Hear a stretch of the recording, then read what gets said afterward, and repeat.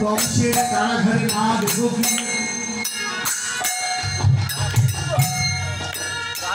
পাষাণ চাপা, পাষাণ পাষাণ মানে পাথর, পাথর মুখে দিয়ে কংস মহারাজ দেবকী এবং বসুদেবকে তারাবদ্ধ করে রেখেছে। কেন?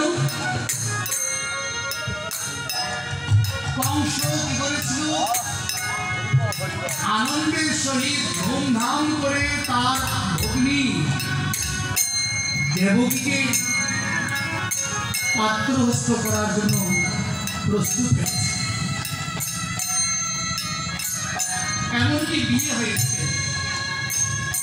বিয়ের পর কংস মহারাজ নিজে আনন্দ করে বোনকে নিয়ে যাচ্ছে শ্বশুর বাড়িতে।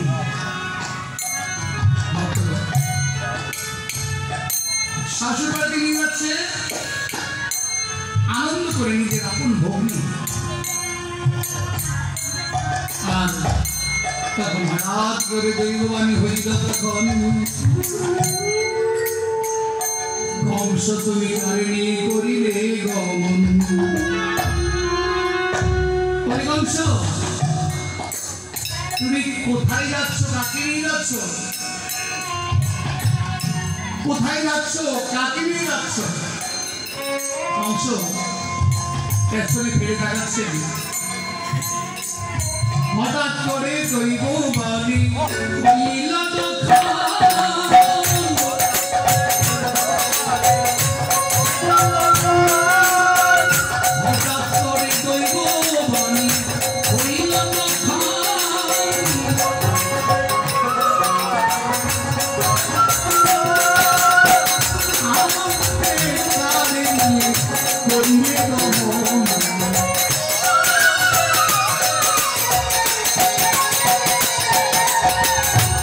কংস বুঝিবে, ওরে কংস বুঝিবে তার সন্তান মারিবে করে, ওরে কংস বুঝিবে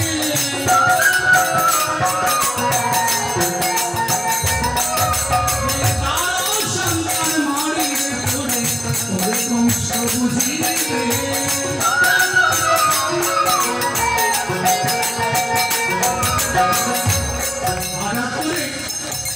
আকাশবাণী হলো, কংস তুমি যাকে আনন্দ করে নিয়ে যাচ্ছ শ্বশুরালয়ে, জানো কি তাহারে অষ্টম সন্তান তোকে নিধন করবে। এই কথা শ্রবণ করা মাত্রে কংস মহারাজ জ্বলে উঠল। তখন এই তরবারি নিয়ে মারতে গিয়েছিল। বসুদেব বলছেন, দাদা আপনি কেন মারবেন? নারীবধ তো পাপ। আমি কথা দিচ্ছি এই পর্যন্ত আমার যতই সন্তান হয় আমি আপনার হাতে সমর্পণ করবো, তবু তুমি নারীবধ করবে না। এই শব্দ শ্রবণ করার পর কংস চিন্তা করলো, হ্যাঁ সন্তান যদি আমার হাতে তুলে দেয় তাহলে তাকে এই নারীবধ করা আমার দরকার। আদেশ করলো প্রহরীদেরকে, যাও তোমরা দেবকী এবং বসুদেবকে অন্ধকার কারাগারে নিক্ষেপ করো। প্রহরীগণ দেবকী এবং বসুদেবকে হস্তপদ শৃঙ্খলিত করে কংসের কারাগারে, অন্ধকার কারাগারে পাষাণ চাপা দিয়ে আবদ্ধ করে রেখেছে। এভাবে তিনি অত্যাচার নিপীড়ন শুরু করলেন দেবকীর উপর। তাই ভক্তগণ, মানুষ যখন কষ্ট পায় আর তখনই শ্রীহরিকে ডাকেন, আর ওই ডাক শুনে শ্রীহরি তার আবির্ভাব। তাই একে একে কংস মহারাজের হস্তে একে একে সমস্ত সন্তান নিধন হতে শুরু করে। প্রথম যেদিন সন্তান জন্ম নিচ্ছেন, এরা কারা? এরা কারা এসে জন্ম অস্ত্র বসুধর এসে দেবকীর গর্ভে জন্মগ্রহণ করেছিলেন। তাই ভক্তগণ, আজ প্রথম সন্তান যখন জন্ম নেন, ওই সন্তান কি করল? বসুদেব নিজেই কংস মহারাজের হাতে সমর্পণ করে পুত্র বলে নিয়ে চিন্তা করলো মারবে না কি করবে। চিন্তা করলেন কোলে পুত্র নিয়ে। এমন সময় বিনা বাজাতে বাজাতে দেবশ্রী নারদ উপনীত হল কংসের মহারাজের। ভক্তরা আমি তো আলোচনা সংক্ষেপে করে চলে যাচ্ছি, সম্পূর্ণ কীর্তন করতে গেলে আমাদের গভীর রাত হয়ে যাবে। তাই কি করলো দেবশ্রী নারদ এসে কংস মহারাজকে বলল, মহারাজ বসুন। দেবশ্রী নারদকে বসার আসন দিলেন। নারদ বন্ধু মহারাজ শুনে চিন্তিত যেন বলে, চিন্তিত একদিন অমরাজ শিশু আমাকে দৈববাণী করে শুনিয়েছিলেন আমার অষ্টম সন্তান আমাকে নিধন করবে, কিন্তু এই তো প্রথম সন্তান, সে তো আমাকে মারবে না, আমি এই সন্তানকে মেরে রাখবো। আমি এই সন্তান বসুদেবকে দিয়ে দিয়েছি, আমি মারব না। দেবশ্রী নারদ তখন কি করলেন? বলে, মহারাজ তোমার বুদ্ধি একেবারে হ্রাস পেয়েছে, তোমার বুদ্ধি হ্রাস পেয়েছে, তোমার মাথায় বুদ্ধি নেই। কেন? আরে মহারাজ আপনি গণনা করুন না, আপনি এক থেকে গণনা করুন। 1 2 3 4 5 6 7 8 শেষ। আবার ওইখান থেকে গণনা করুন, যেখানে শেষ সেখান থেকে আবার এক থেকে গণনা করুন। 1 2 3 4 5 6 7 8 মাথায় ঢুকিয়ে দিল দেবশ্রী নারদ। কারণটা কি জানেন? এর কারণ আছে। এটা জগৎকে শিক্ষার জন্য দিয়েছেন। কি শিক্ষা? সমাজে আমাদের মধ্যে কিছু গণ্যমান্য ব্যক্তি আছে যারা মুখোশ অন্যায় অবিচার নিপীড়ন করে যাচ্ছে, তবু তার ধন সম্পদের অভাব নেই। আমরা সাধারণ মানুষ বলি, দেখো না সে তো অন্যায় করছে কিন্তু তার কিছুই হচ্ছে না, আর আমরা ভগবানকে তো ডাকছি আর আমাদের বিপদও যাচ্ছে। এটা বলি না? বলি তো, ভগবান আমাদের দিকে নেই, উনি এত অন্যায় করছে, ওনার জন্য ভগবান বসে আছে আর আমাদের কাছে আমরা কারা অধিকারী না গো, এটা নয়। ভগবান বলেন তাকে অন্যায় করার জন্য সুযোগ দিয়েছি, কারণ কেন? তার পাপের পরিপূর্ণ হতে হবে।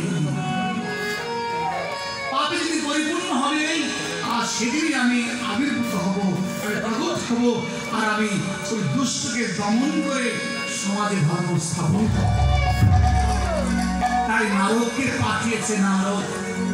নারদ এসে মাথায় যখন ঢুকিয়ে দিল, হ্যাঁ যে মানলে তো তোমাকে প্রথম সন্তানই মারতে পারে, এই বলিয়া দেবশ্রী নারদ করিল গমন। কংসের মনে আজ হলো শোকাতীত মন। কংস একে শোক কেন দিল না, একে অহংকার তখন সৃষ্টি হলো। দেবকী দেবকী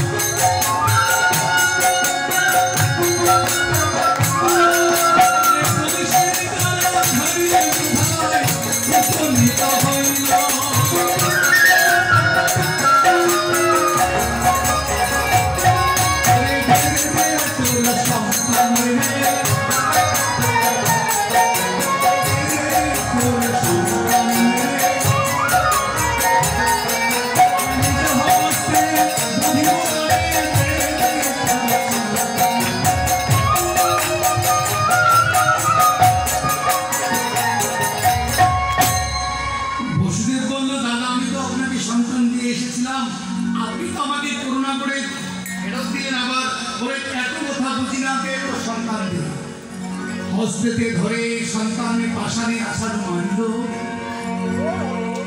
একে একে ষষ্ঠে সন্তান নিধন করে।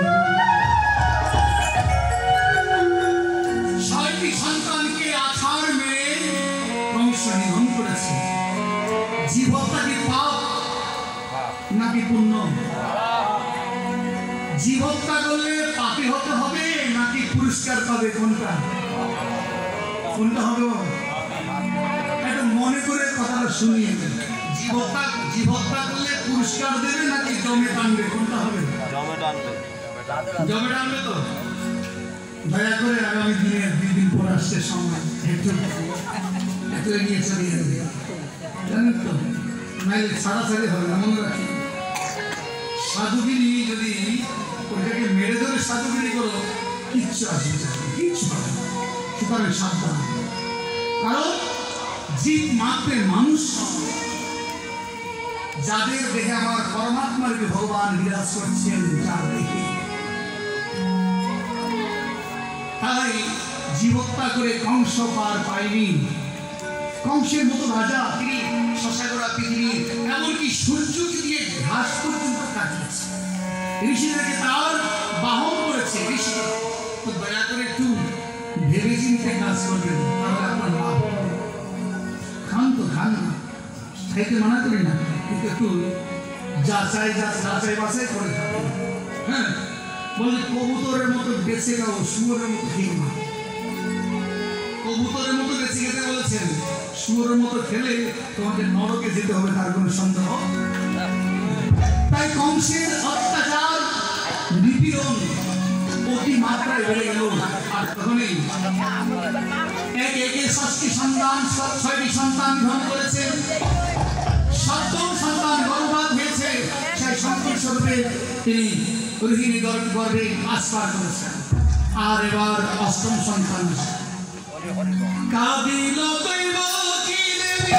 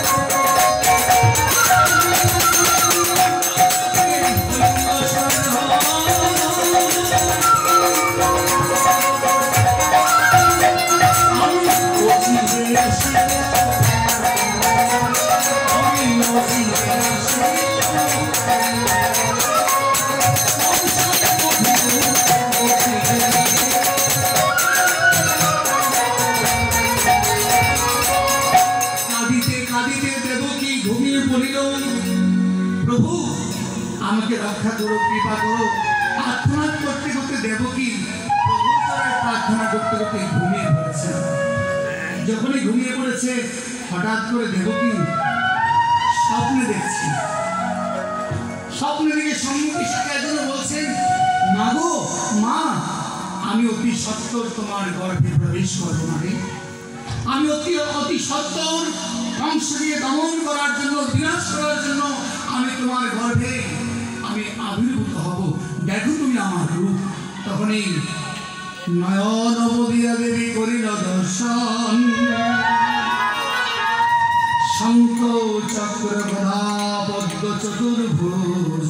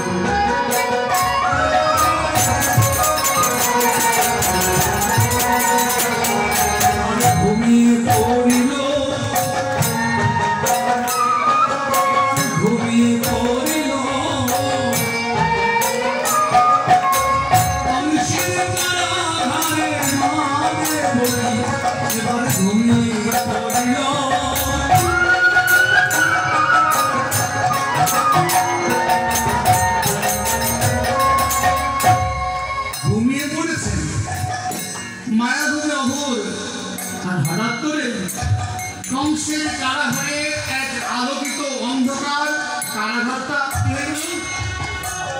আলো হলো রে আলো হলো রে কংসের কারাগার আলো হলো রে অন্ধকার কারাগার আলো হলো রে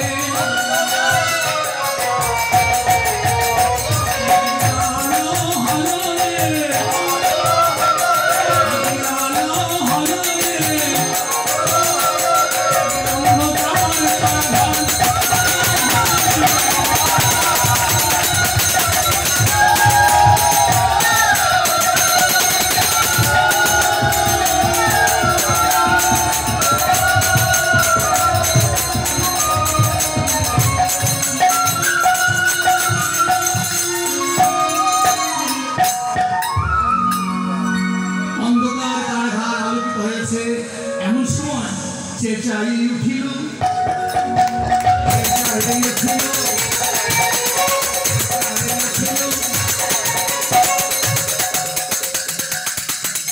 নবজাত শিশু জন্ম নেওয়ার পরে কান্না করে, কিন্তু বসুদেবও জানে না, দেবকেও জানে না, কে এসেছে কে গিয়েছে কিছু জানে না। এদিকে ভগবান কৃষ্ণচন্দ্র যখন নরলীলা করার জন্য গোলক থেকে গোলকে এসেছে, এই সংবাদ পেয়েছে দেবতাগণ। ইন্দ্রাদি দেবতাগণ সকলে জানিল, সকলে মিলিয়া কংসের কারাগারে কারা এসেছে ভগবানকে দেখার জন্য। সেই নরতনু নরলীলা দেখার জন্য দেবতাগণ পর্যন্ত উপনীত হয়েছে কংসের কারাগারে, আজ আলোকিত হয়ে গেছে। কিন্তু দেবকী বসুদেব বলতে পারে, চিন্তা করলো দেবরাজ ইন্দ্র সংবাদ পেয়েছে ভগবান যখন জন্মগ্রহণ করেছে। ভক্তগণ মনে রাখবে, ভগবানকে দেখতে আসলে খালি হাতে আসতে নেই, ভগবানকে দেখতে গেলে খালি হাতে যেতে নেই। তাই দেবরাজ ইন্দ্র প্রমাণ করলো, ভগবানকে যখন দেখতে যাব আমার তো কিছু নেই, কি আছে, আমি কি দেব, কি দিয়ে ভগবানকে সন্তুষ্ট করবো। তাই দেবরাজ ইন্দ্র একখানা পারিজাত পুষ্পের মালা নিজের হাতে রেখে নিয়ে এসেছিল ভগবানের গলায় পড়াবে। অন্ধকারময় তখন দেবরাজ ইন্দ্র বরুণ সবাইকে বললো, আহ্বান করলো, তোমরা দুর্যোগময় চতুর্দিকে অন্ধকার করে বৃষ্টি বাদল করো, যেন কেউ জানতে না। বরুণ তারা প্রবল বৃষ্টি বজ্রপাত করছে, আর কংসের কারাগারে দেবতাগণ আমার গোবিন্দের বালুক দর্শন করছে। আর দেবরাজ ইন্দ্র সিং বলল, পারিজাত ফুল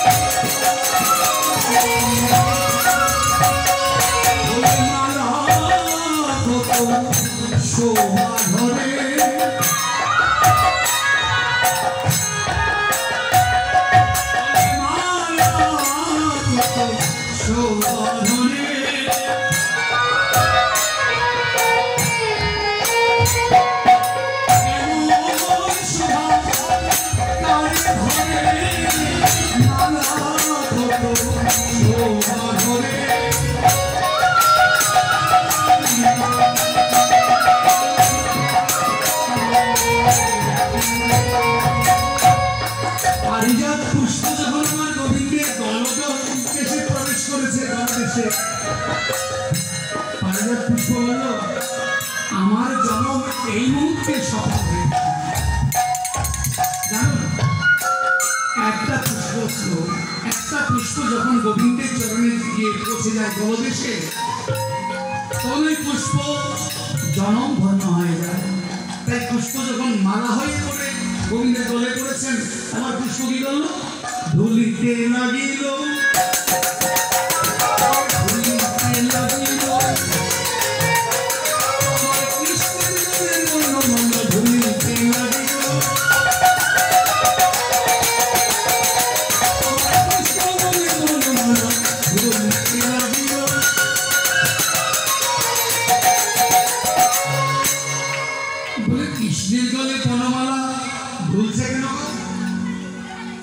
কেন ঢুলছে বলতে পারবেন?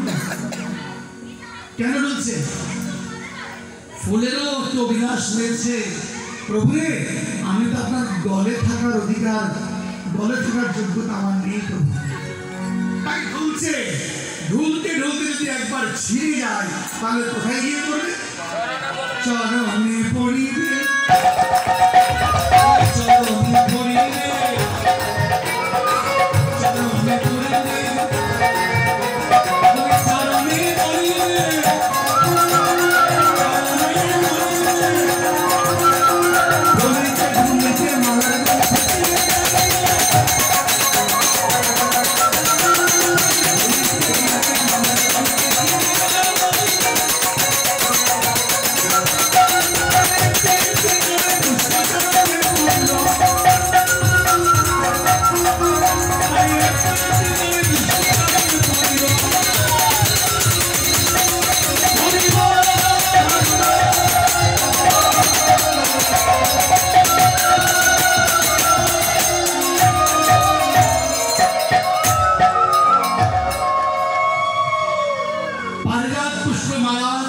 গোবিন্দের গলে পড়ে চরণে পড়েছেন। এদিকে দেবতাগণ সকলে বলছে সময় অতিবাহিত হচ্ছে। এই মুহূর্তে আমরা কি করি? বসুদেবকে ডেকে দিই। বসুদেব বসুদেব বলে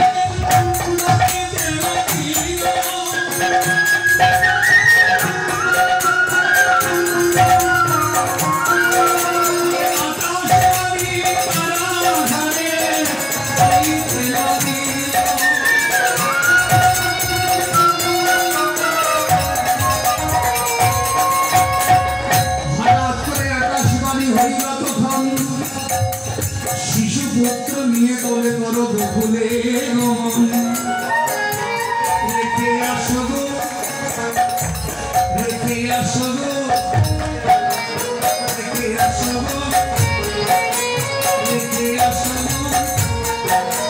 শিশুপুত্র কোলে নিয়ে রেখে আসো গো।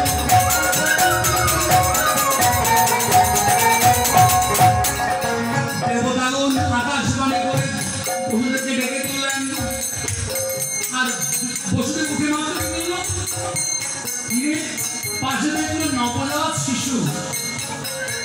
উঠিয়া বসুদেব পুত্র কোলে নিল।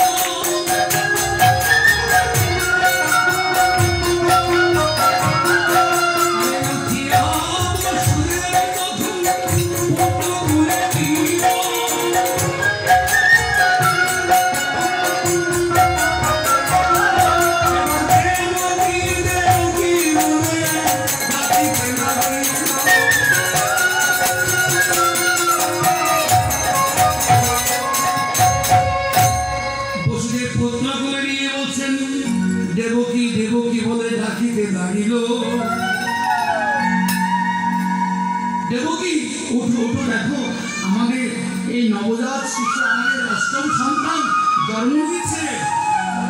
তখন ডাকলেন, দেবকী ডাক শুনে, বসুর ডাক শুনে দেবকী জাগৃত হয়েছেন, জেগে উঠেছেন। উঠিয়া দেবকী দেবী পুত্র হইয়া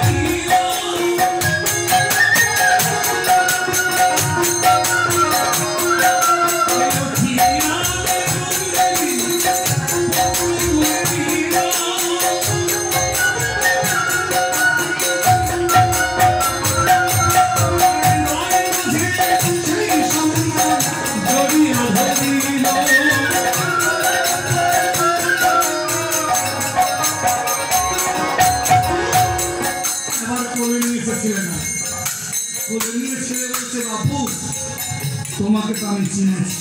কেমন চিনেছি? করে নিয়ে বলছি তোমাকে চিনেছি, তুমি তো সন্তান নও, কারণ তোমার নিশানা আছে।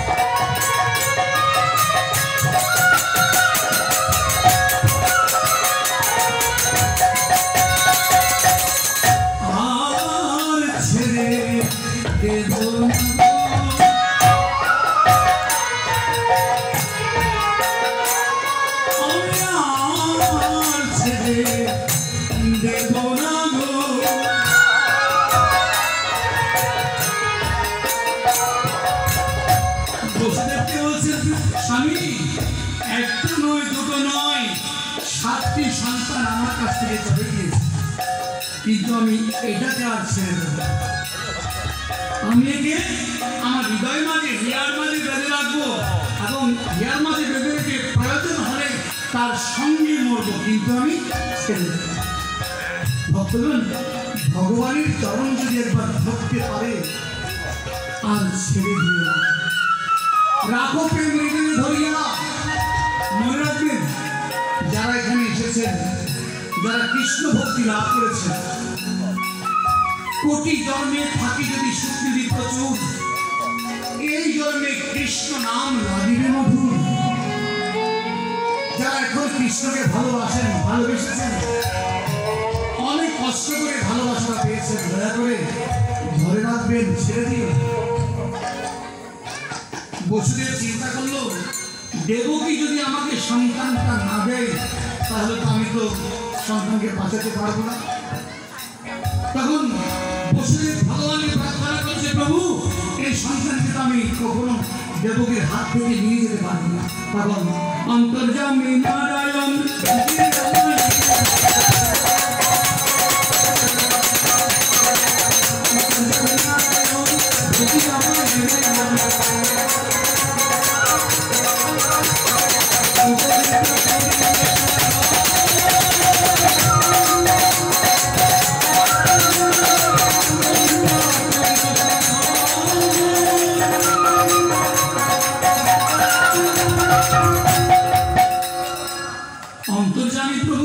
মায়ের কথা জানতে পেরে তিনি কি বলেন, যোগনিদ্রাকে স্মরণ করলেন।